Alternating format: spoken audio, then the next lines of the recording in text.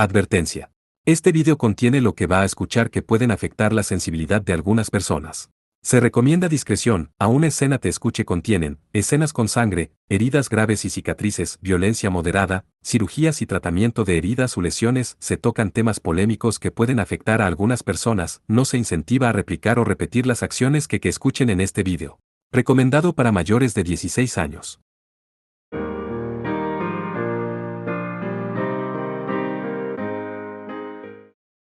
Prólogo, gracias por venir expresamente aquí. Es una gran ayuda. Un antiguo monasterio estaba parado al lado de una montaña rocosa. Kusanagi Godou expresó su agradecimiento a alguien con quien había dispuesto reunirse al frente de allí. La montaña rocosa, erguida en la parte trasera, tenía algunas manchas de hierba verde que crecían en la pendiente. La superficie expuesta de la roca era conspicua. Era un lugar que podría llamarse remoto.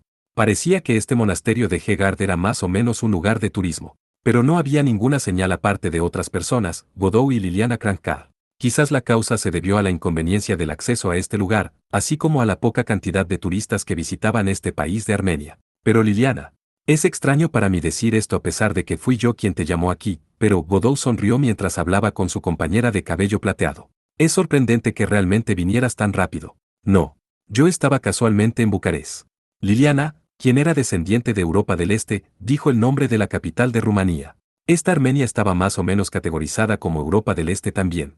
Sin embargo, aunque se decía que era parte de Europa, se encontraba en el extremo más alejado, en el extremo este. Estaba junto con Rusia, Oriente Medio y Asia Central.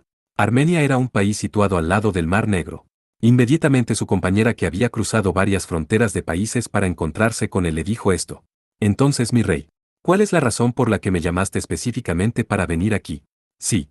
Pensé que sería mejor que Liliana viera esto. Más que Erika, Mariyayuri o Seisui Nena. En otras palabras, puedo considerar que no solo se necesitará el sentido espiritual de una doncella de santuario, sino que también es mejor tener el conocimiento de una bruja para esto. Algo como eso. De todos modos, vamos a pasear por el monasterio mientras hablamos.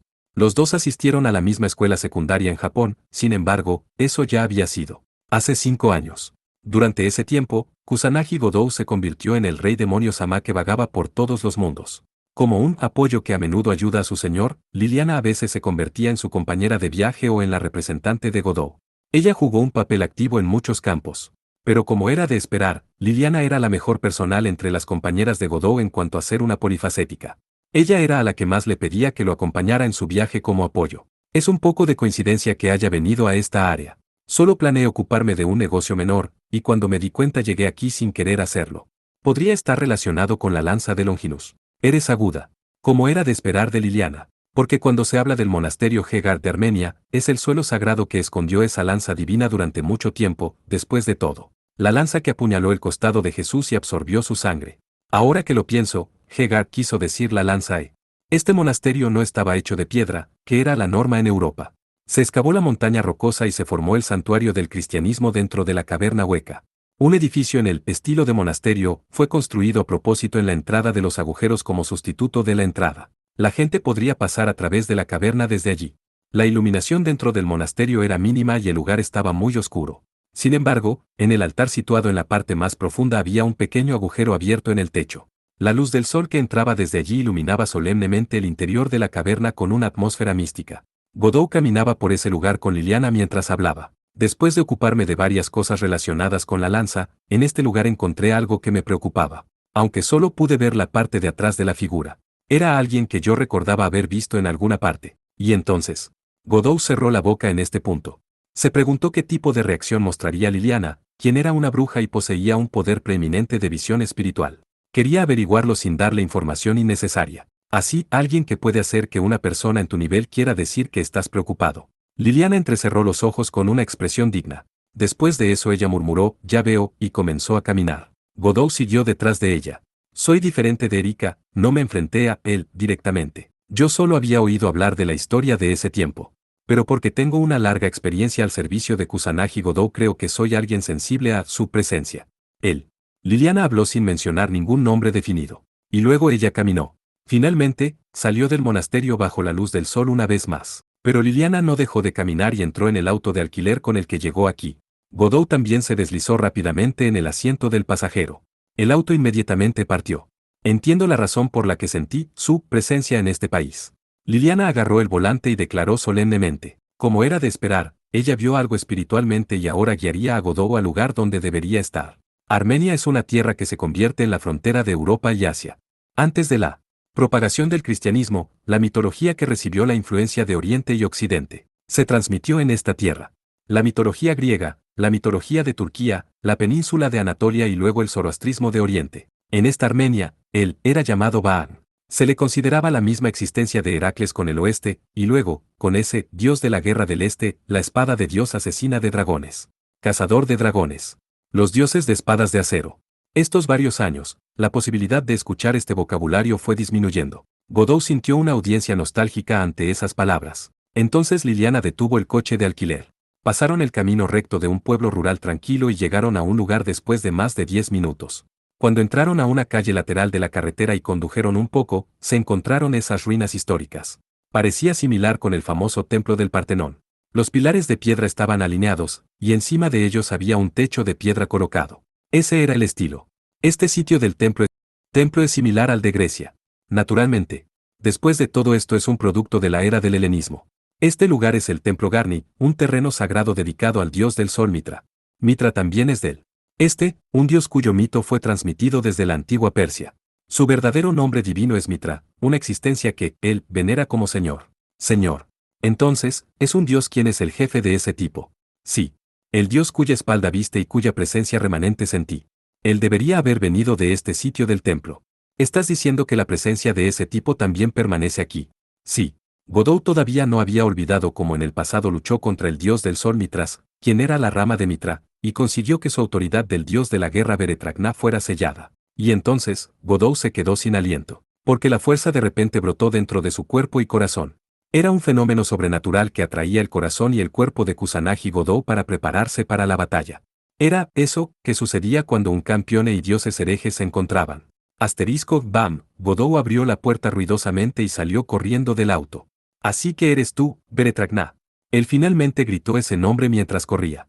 El archienemigo que enfrentó en la batalla decisiva contra el primer cazador de dioses y el rey Delfín Rama.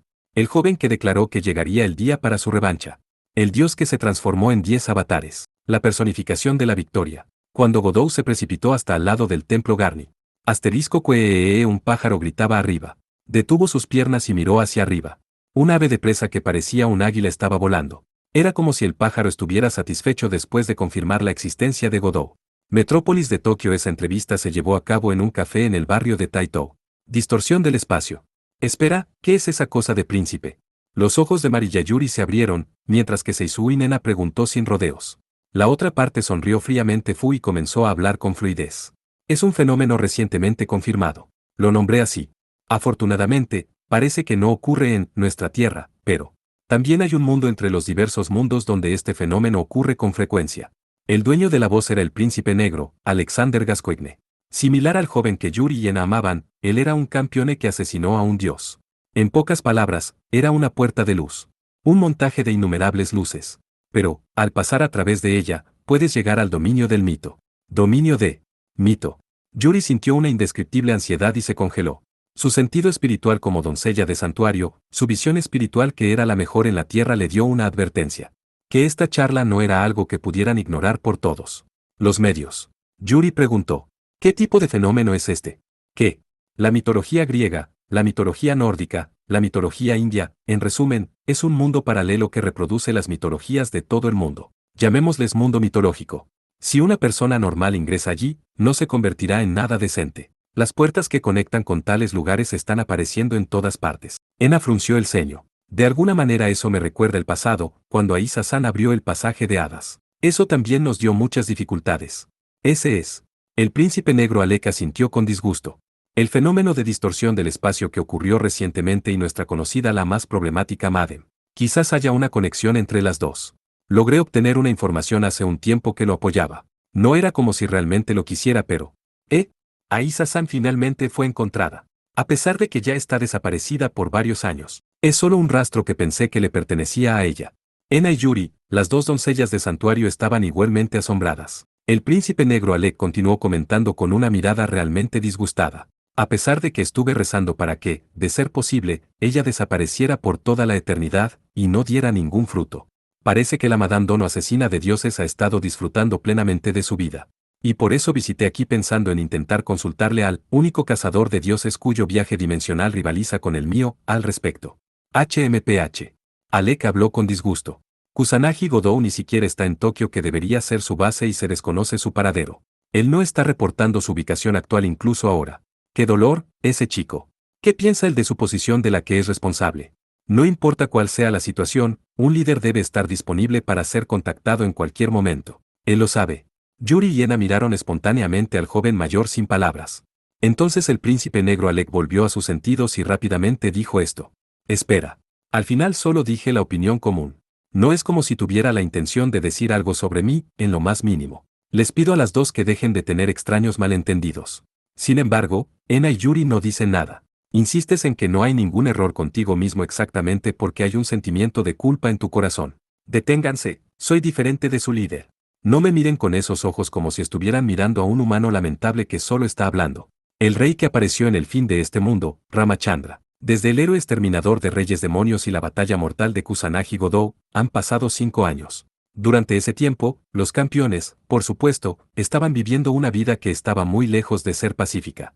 Sin embargo, incluso entonces, estos días fueron más tranquilos que el año en que el héroe Rama ejerció su poder feroz. Incluso ese periodo de días de complacencia terminaría finalmente.